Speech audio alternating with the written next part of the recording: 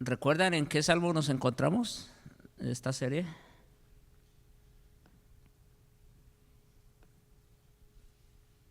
¿Alguno? ¿Cuál? No, hermana. No, ya pasamos por ahí. Ups. Va a tocar que vuelvan y... Shh, ya pasamos por ahí. Lo que pasa, ya sé por qué están perdidos. Porque a veces no vienen. No, pero como quiera, ahí están los audios, así que y los videos pueden revisarlos en casa. La última vez estuvimos en el Salmo 14, precisamente, antes de ir para Colombia, recuerdo. No, no, estoy hablando de hace 3 semanas, ¿verdad? Ajá, todavía está Viviana. Muy bien, entonces vamos a seguir con el Salmo, bueno, el 14 ya. Ay, creo que me equivoqué. Ah, o sea, vamos para el 15, pero no le cambié el título al Salmo. Pero en realidad estamos en el Salmo capítulo 15. ¿Ok? Eh, porque el Salmo 14, a propósito, rápidamente un pequeño, pero ¿recuerdan el Salmo 14 en términos generales de qué trató? Exactamente. Pues el Salmo 14 es uno de los salmos por excelencia que habla acerca de la corrupción, la total depravación del hombre, ¿no es cierto? Uno de los que mejor lo describe junto con el Salmo, ¿cuál es el otro? Ah, se me fue ahorita. Pero de hecho son dos salmos paralelos. Pero bueno, entonces en el Salmo 15 encontramos, es un salmo corto eh, y es bonito. De hecho, este salmo, hermanos, como van a ver, es casi un repaso de cosas que ya hemos visto aquí en otras ocasiones. Eh, Van a ver que así es. Pero, pues como dice el título, los que habitarán en el monte santo de Dios. Sí, iba a decir algo.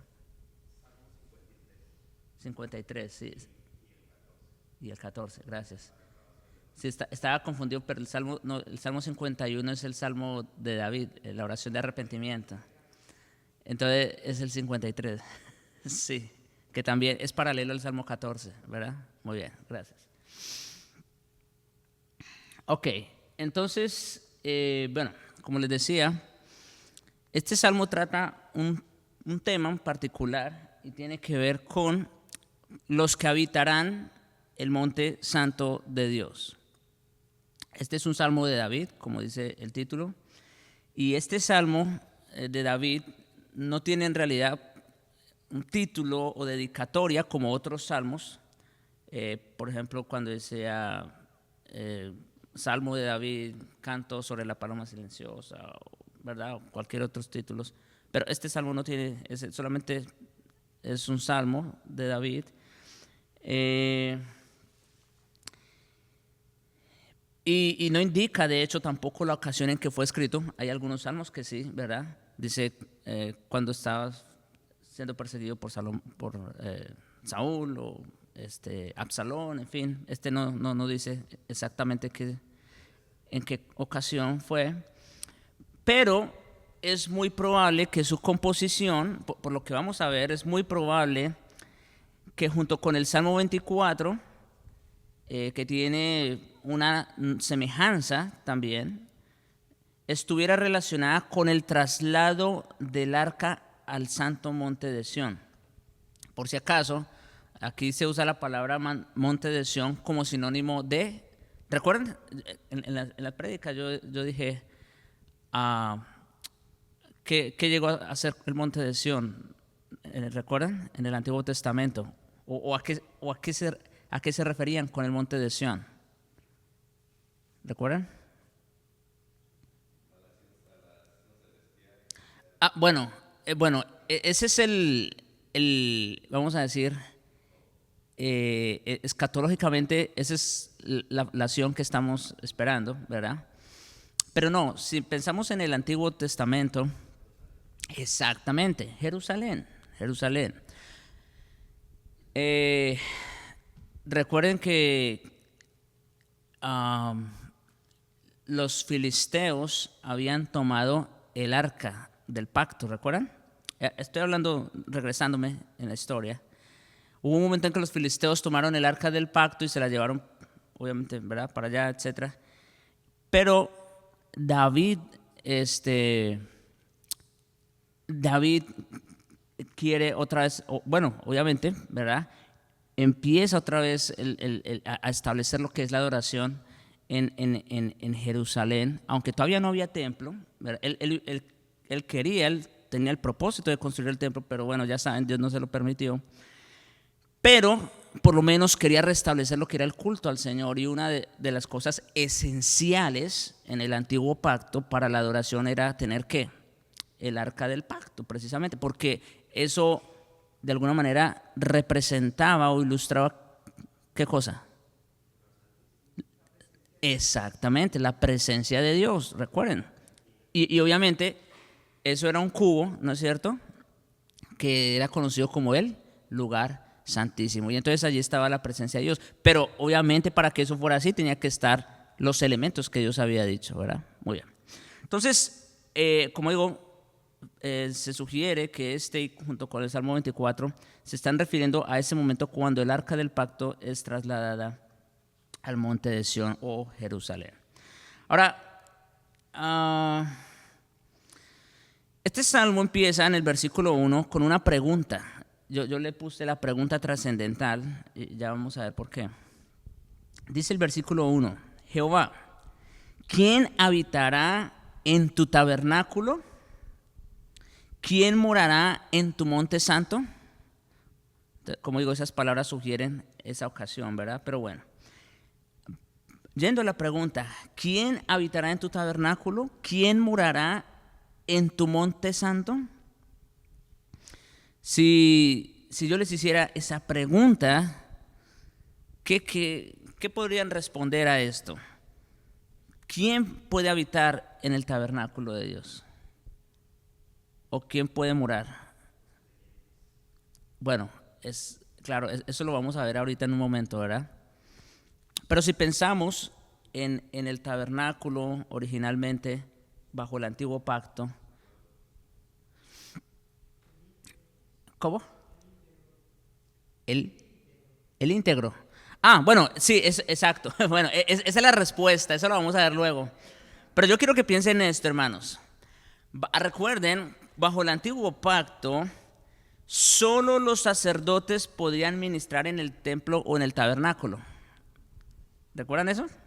Solamente ellos, los hijos de Leví, más nadie podía ministrar allí.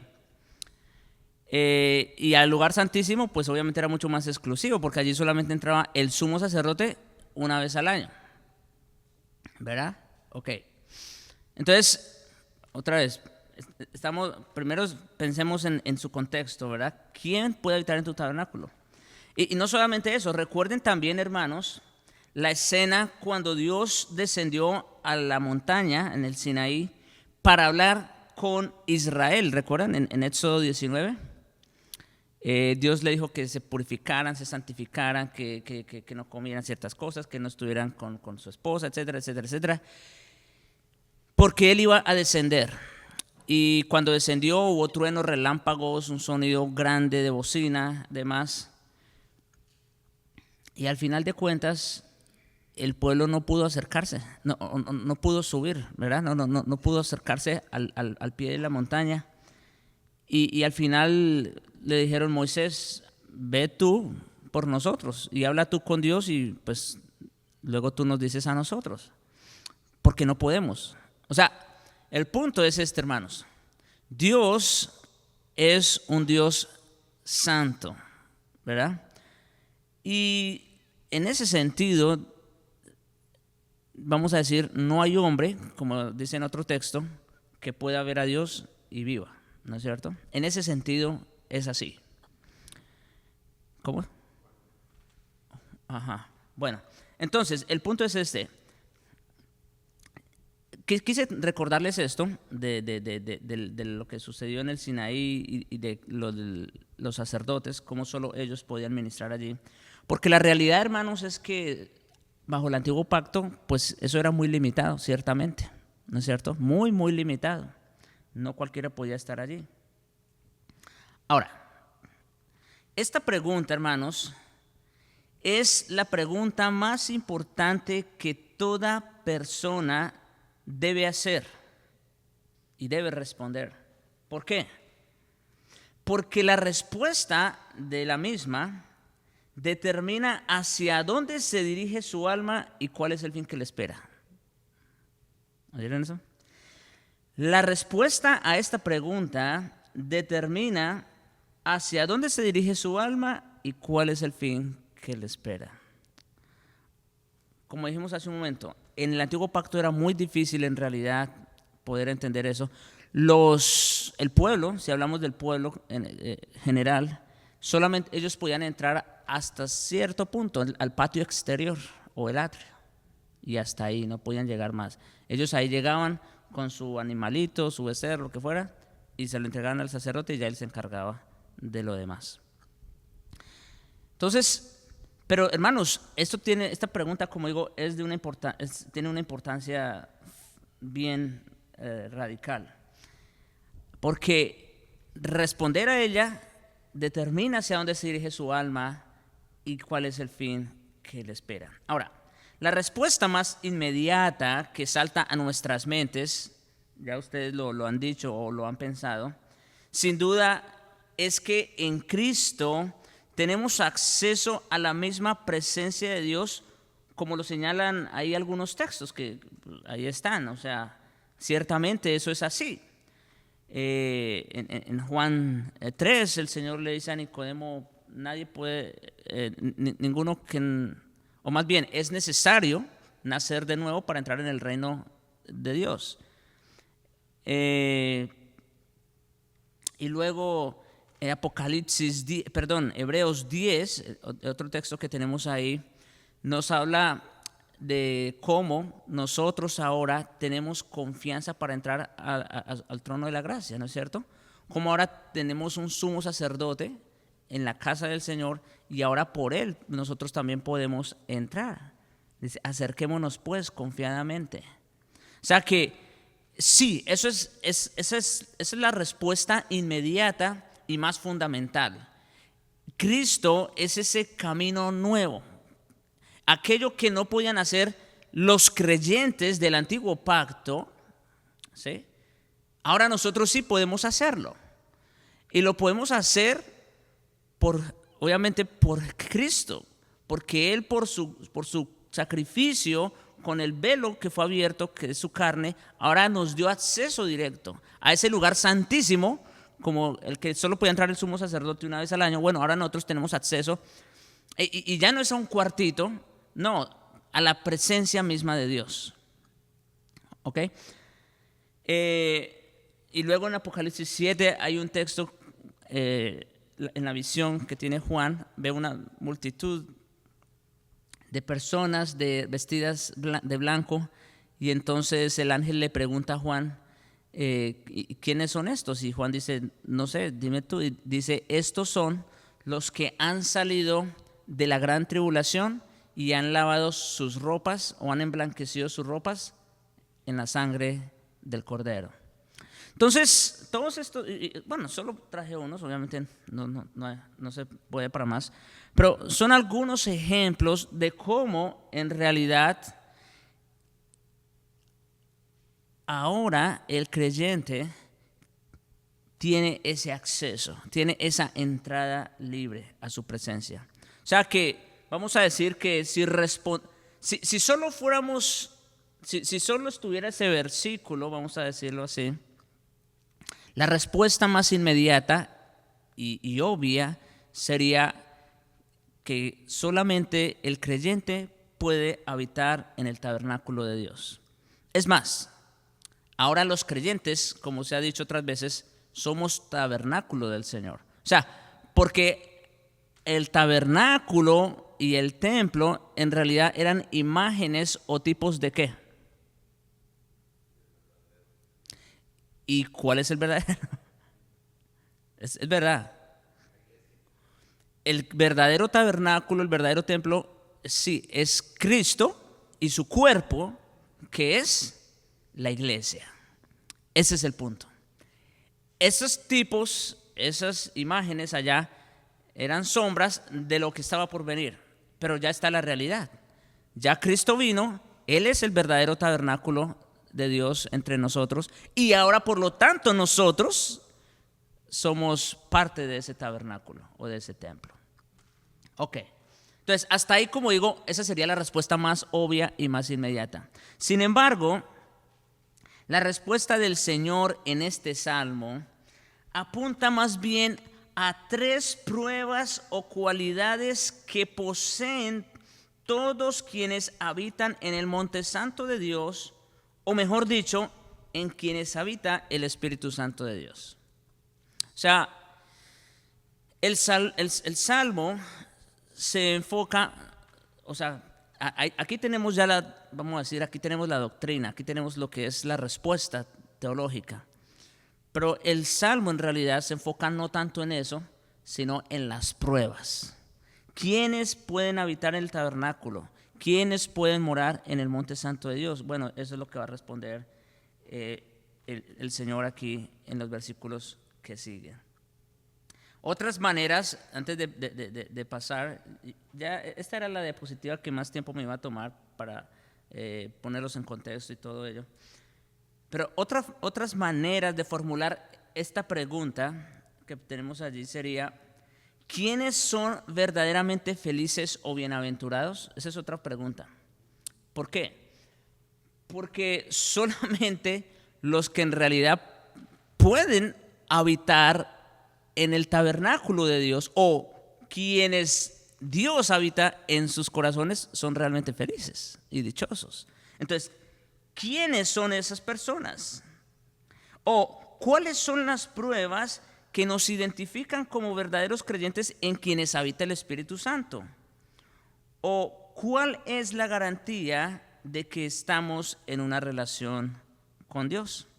Y entonces, ahora sí, vamos a responder, el Salmo va a responder. Y como digo, es algo que ya hemos visto aquí, no es nada nuevo, así que va a ser muy rápido. Solamente vamos a echarle un vistazo. El versículo 2 nos muestra 2 pruebas: la prueba de carácter moral y la prueba doctrinal. Como digo, es algo que ya hemos visto aquí. El Evangelio de Juan es uno de los, no el Evangelio, la carta de Juan, la primera de Juan, claramente nos enseña esas 3 pruebas, ¿no? Prueba moral, prueba doctrinal y prueba relacional o social. Bien. Entonces, sin embargo, aquí el Salmo en un solo versículo toca 2 pruebas: es la prueba moral y la prueba doctrinal. Dice: el que anda en integridad y hace justicia. ¿Esa qué prueba es? Moral. Y habla verdad en su corazón. ¿Eso qué es? Es correcto, es correcto. Entonces, hermanos, aquí, como digo otra vez, tenemos 2 pruebas. Recuerden la pregunta: ¿quién habitará en el tabernáculo? ¿Quién morará en su monte santo? Número 1, el que anda en integridad y hace justicia. Esa es la prueba moral. Ahí tenemos, esta vez puse 2 filas de textos porque la primera son textos de la prueba moral, la segunda son textos de la prueba doctrinal. No vamos a ir a todos ellos, obviamente, pero solamente voy a ir muy por encima para que ustedes sepan de qué hablan estos textos. Pero, por ejemplo, recuerden lo que les dije hace un momento. Otra forma de hacer la pregunta es: ¿quiénes son verdaderamente felices o bienaventurados? ¿Recuerdan? Esa es otra forma de hacer la pregunta. Mis hermanos, en Mateo 5, ¿recuerdan Mateo 5 de qué habla? Los primeros versículos. Las bienaventuranzas, es correcto. Entonces, Y mis hermanos, es algo que apenas vi, o sea, estudiando este salmo precisamente y con lo que ya hemos aprendido de Juan y otras escrituras, me puse a meditar y digo, pues las bienaventuranzas también tienen algo similar. Y es, por ejemplo, en las bienaventuranzas, encontramos dos bienaventuranzas que tienen que ver con el carácter moral de la persona. Y es, bienaventurados los que tienen hambre y sed de justicia. Esa es una. Y la otra, bienaventurados los de limpio corazón. Eso tiene que ver con la parte moral de la persona, ¿sí o no? Bueno, eso me llamó sumamente la atención. Y lo que el Señor está diciendo es que esos son verdaderamente felices. Los que andan en integridad, en otras palabras, los que desean andar en justicia, los que son limpios de corazón, los que no viven una doble vida, por decirlo de alguna manera. Y el Señor dice, porque ellos verán a Dios. Ahí está la promesa, ¿no es cierto? O sea que vemos exactamente la misma idea. El aspecto moral allí en las bienaventuranzas. Obviamente el Señor en Juan 14, versículo 15, versículos 22 al 24, habla también de esa parte, de cómo sus hijos, o ¿verdad?, las personas que le creen, guardan sus mandamientos. Dice, si me amáis, guardad mis mandamientos. O sea, esa es una prueba, ¿no es cierto? Y si no pasas esa prueba, entonces pues ahí hay un problema, hay algo mal ahí. Y claro, no estamos hablando, ustedes ya saben, no estamos hablando de perfeccionismo, no estamos hablando de nada de eso, simplemente estamos hablando del carácter de la persona, ¿no?, que refleja. Efesios 4, del 20 al 24, ya pasó por ahí el pastor Ricardo, pero allí habla precisamente también de cómo ahora el creyente, ¿no es cierto?, vamos a decir, es desvestido de su vieja naturaleza y es revestido con uno nuevo. Y dice, el cual es creado según Dios en la justicia y santidad de la verdad. Eso tiene que ver con el carácter moral de la persona, precisamente. La justicia y la santidad. Entonces, y luego primera de Juan, capítulo 2, versículos 3 al 6, otra vez hace énfasis en ese aspecto moral, en el hecho de cómo el creyente, ¿verdad?, guarda la ley de Dios. Y dice que los mandamientos de Dios no son gravosos. Bueno, no en ese versículo específicamente, pero sabemos en otro texto de 1 de Juan lo dice así. Así que, bueno, esa es la primera prueba, integridad y justicia. ¿Y eso tiene que ver con qué? Con el aspecto moral de la persona. Ahora, habla verdad a su corazón. ¿Eso tiene que ver con qué aspecto?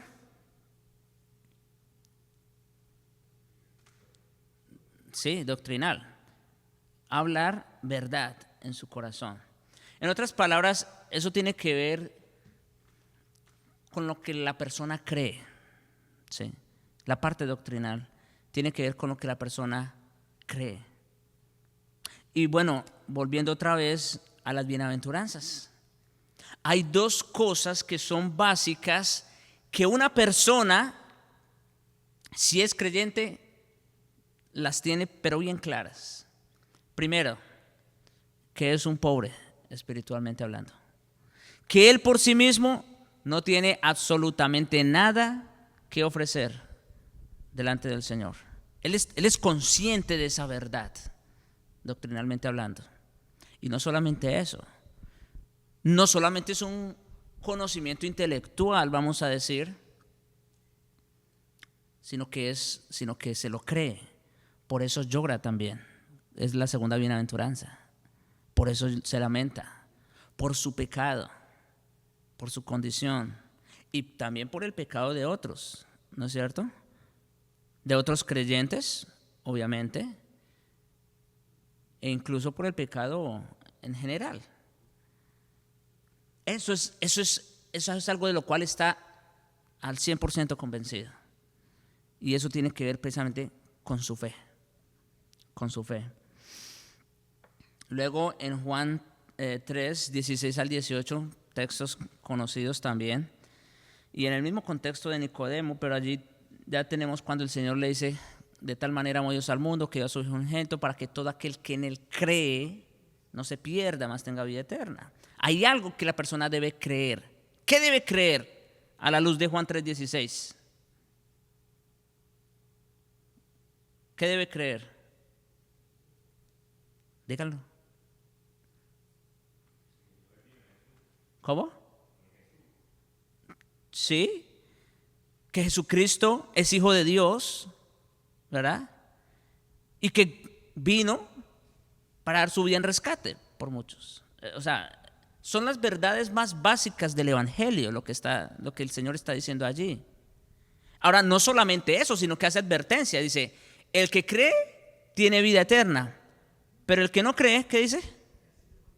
Ya. O el versículo 36, ¿verdad? Entonces, esto es algo que va, sí o sí. Esa es la prueba doctrinal. Y traje Gálatas, porque aunque en Gálatas 1, del 6 al 9, no, vamos a decir, no habla o no presenta específicamente lo que debe creer, sí lo menciona cuando dice, cuando habla, cuando el apóstol Pablo allí dice: estoy maravillado, o sea, anonadado, estoy perplejo, de cómo se han dejado convencer, ¿no es cierto? De que os hayáis apartado del evangelio. Como dice, y no es que haya otro evangelio, sino que hay algunos que os perturban. Pero no solo se queda ahí, sino que hace las advertencias, una de las advertencias más severas en las Escrituras. Cuando dice: os digo que si aún uno de nosotros o un ángel del cielo, y creo que esa aclaración es bien puntual, no se está refiriendo a cualquier clase de ángeles, un ángel del cielo os anunciare un evangelio diferente al que os hemos predicado, sea anatema. O sea que la prueba doctrinal es cosa seria. De hecho, como ustedes ya lo han visto en la serie de Gálatas, es un problema muy serio. Los Gálatas estaban jugando con fuego, ¿no es cierto? No estaban hasta cierto punto pasando esta prueba. Los corintios tenían otros problemas. Los corintios tenían problemas de tipo moral, por ejemplo, ¿no es cierto? Pero los Gálatas tenían un problema ¿en qué? En la doctrina, en lo más fundamental, en la justificación por la sola fe.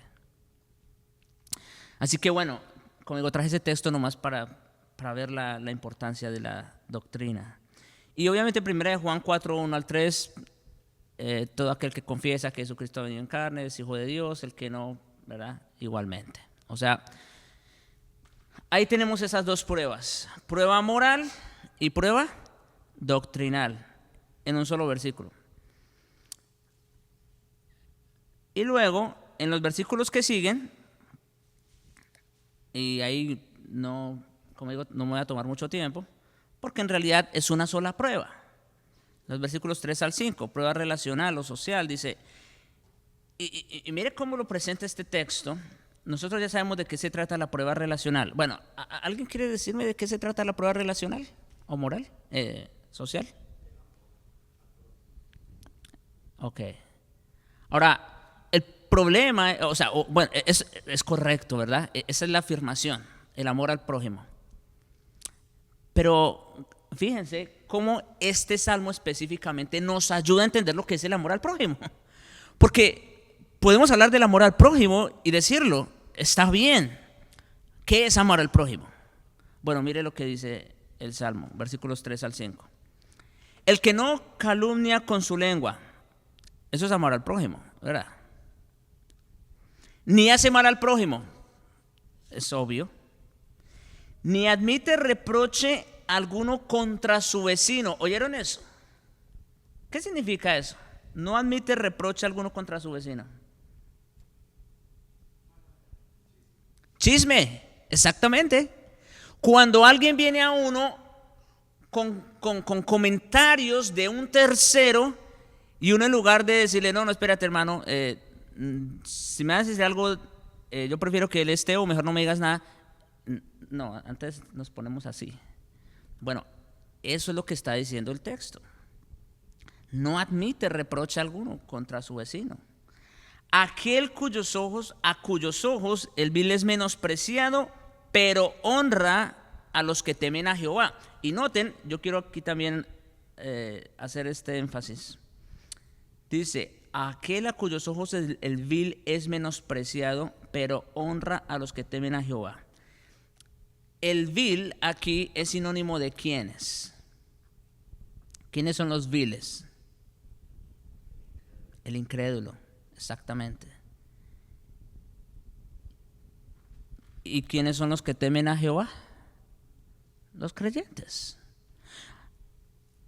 Miren, hermanos, como desde, como digo, yo ahora pues estudiando los salmos es que uno también se da cuenta de cosas, pero como desde los salmos, por ejemplo, en el Antiguo Testamento, vemos exactamente ese principio del amor al prójimo. ¿Qué es amar al prójimo? ¿Es amar a cualquiera que aparezca en la calle, como enseñan en muchas iglesias? No, es esto: a los que temen a Jehová.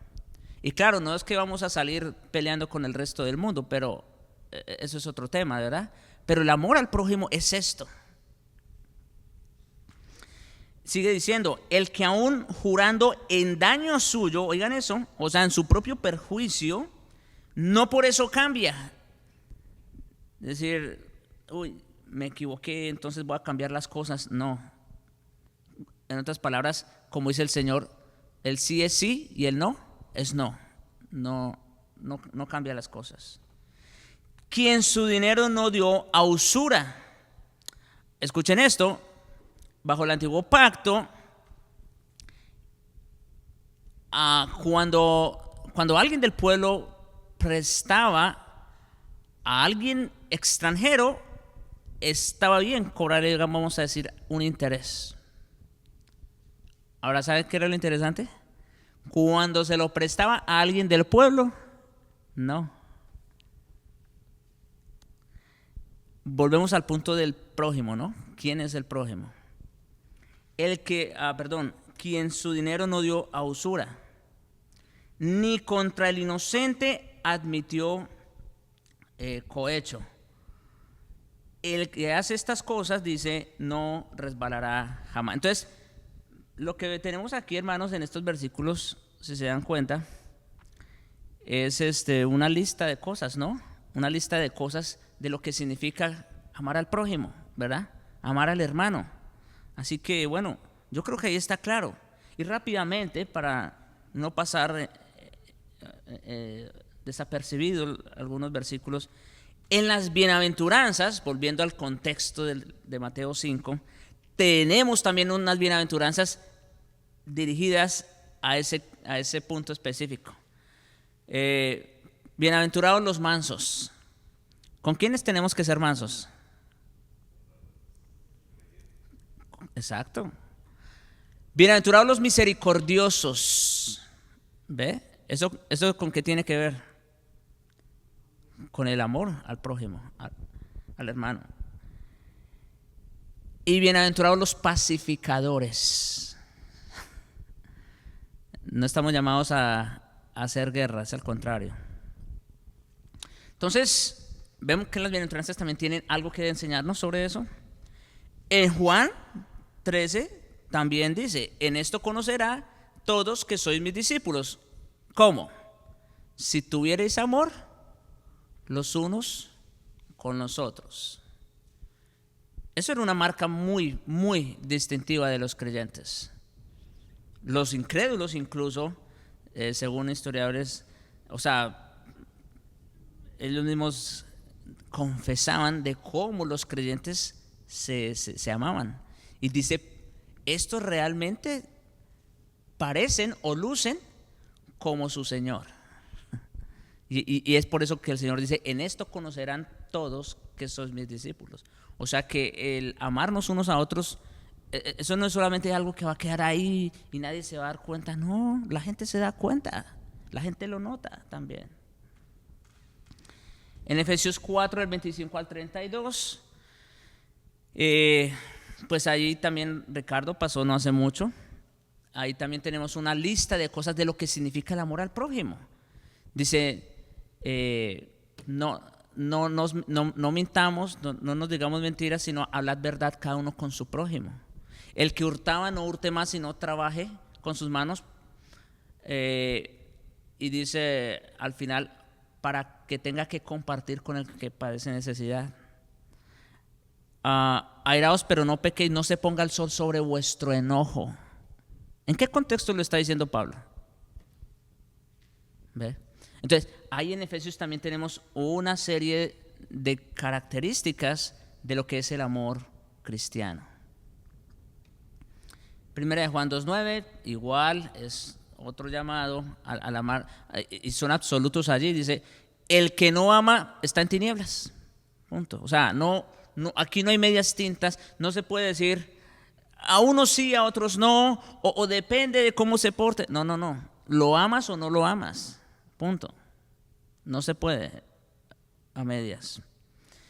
Y Romanos 13, los versículos 8 al 10, dice el apóstol Pablo, no debáis a nadie nada, sino el amaros unos a otros. El que ama a su prójimo, ¿qué dice? Ha guardado la ley. ¿Por qué? Y ahí menciona una lista. No codiciarás, no cometerás adulterio, no levantarás falso testimonio, no hurtarás, se me va uno por ahí. Y luego dice, y cualquier otro mandamiento relacionado con esto, en una palabra se resume. Amarás a tu prójimo como a ti mismo. Así que bueno, hermanos, hasta aquí. Como les digo, este salmo nos da un repaso, ¿verdad?, de lo que en cierta manera se espera que ya sepamos. Bueno, por lo menos nosotros aquí, la iglesia local, quizás algunos afuera no, pero nosotros ya lo hemos visto antes. Pero como ahora lo vemos desde un salmo como este, hermoso, con otros, ¿verdad?, desde otra perspectiva, vamos a decir, y cómo es que en realidad podemos identificar a los que son y no son, ¿verdad?, a los que van a habitar, como dice, el monte santo de Dios, o a los que son tabernáculo de Dios.